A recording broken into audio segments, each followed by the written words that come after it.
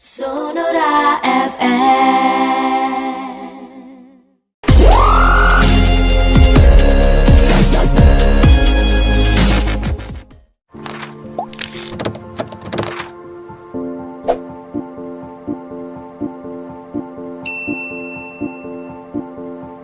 Sahabat Sonora, Anda masih kami temani di acara Sonora hari ini di kesempatan hari Senin 13 April 2020. Saya bersama Anda hingga pukul 18 nanti.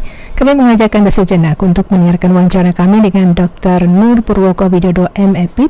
Beliau merupakan Kepala Kantor Kesehatan Pelabuhan Kelas 2 Palembang. Kita akan bertanya seputar kegiatan yang dilakukan ini terkait dengan kedatangan para santri yang pulang ke Kota Palembang. Kita akan bertanya secara langsung dengan beliau.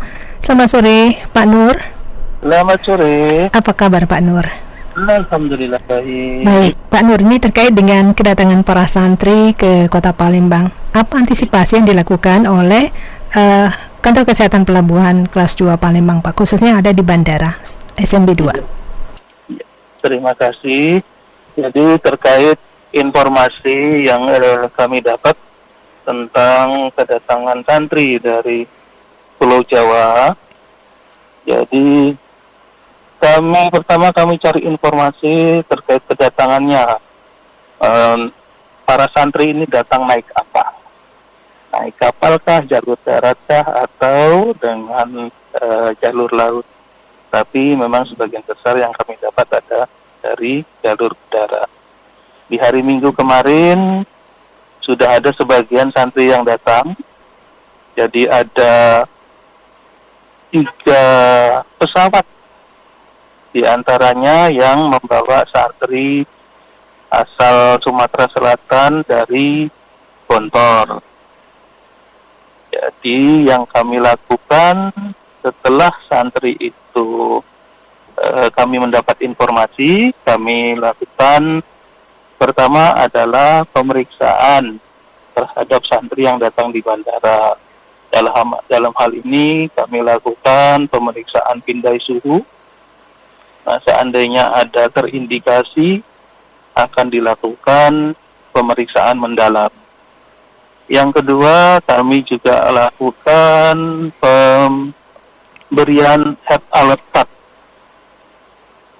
kartu kewaspadaan kesehatan kepada para santri, yang mana kartu itu sobekan kecilnya diberikan kepada petugas kantor kesehatan pelabuhan, sedangkan bagian besarnya dibawa oleh santri sebagai alat komunikasi kepada fasilitas pelayanan kesehatan seandainya mereka mengeluh atau bergejala di rumah. Ya. Baik. Mungkin itu yang sudah kami kerjakan di bandara. Baik, Pak, sampai dengan hari ini kalau boleh tahu, Pak Nur, untuk mereka atau penumpang yang datang dari bandara ke Bandara SMB 2, seperti apa, Pak, untuk pemeriksaan kepada mereka, Pak? Seluruh penumpang yang datang itu akan melalui thermal scan namanya. Jadi alat pemindai suhu secara massal.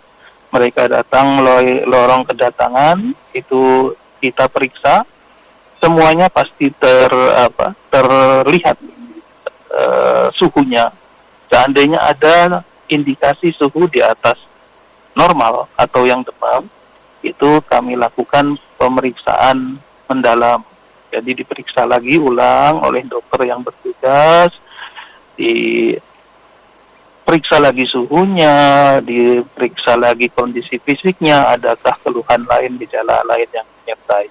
Nah, seandainya ada kecurigaan, kami lakukan perujukan ke Rumah Sakit Siti Fatimah yang sudah ditetapkan oleh Dinas Kesehatan sebagai rujukan dari kami, dari KKP. Baik, Pak Nur, apakah sampai dengan hari ini ada yang terdeteksi seperti itu, Pak? Sampai saat ini kami sudah melakukan perujukan terhadap 19 orang.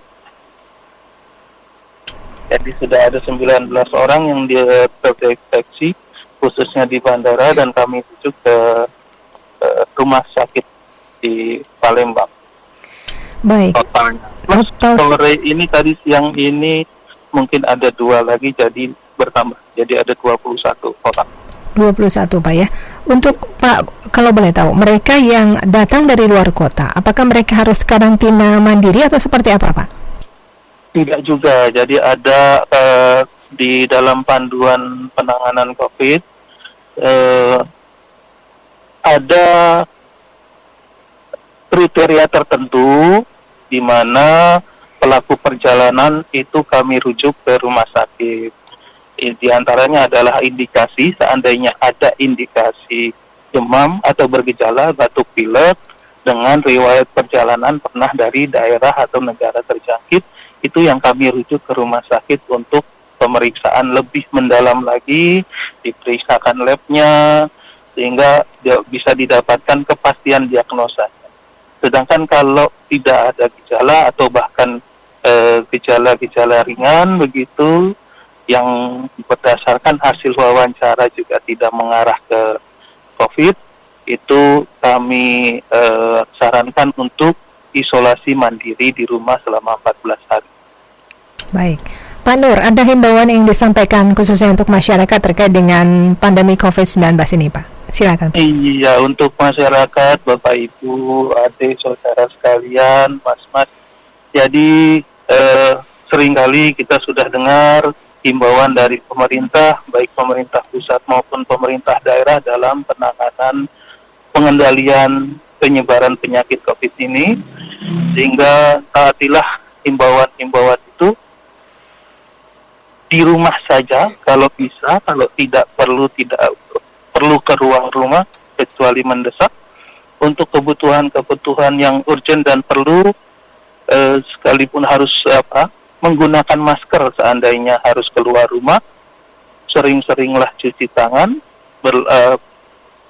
lakukan perilaku hidup bersih dan sehat secara teratur, hindari kerumunan, dan seandainya kita sudah dari luar rumah, segera segera mandi, bersih-bersih diri sebelum menemui keluarga di rumah. Hal-hal ini yang jaga jarak, jangan lupa. Hal-hal ini yang mudah-mudahan bisa meminimalisir atau mengendalikan penyebaran COVID khususnya di Sumatera Selatan. Baik, Pak Nur, terima kasih informasinya Pak. Semoga tetap sehat ya Pak Nur ya. Insya Allah semua kita semua sehat. Baik, terima kasih Pak Nur. Sonora FM.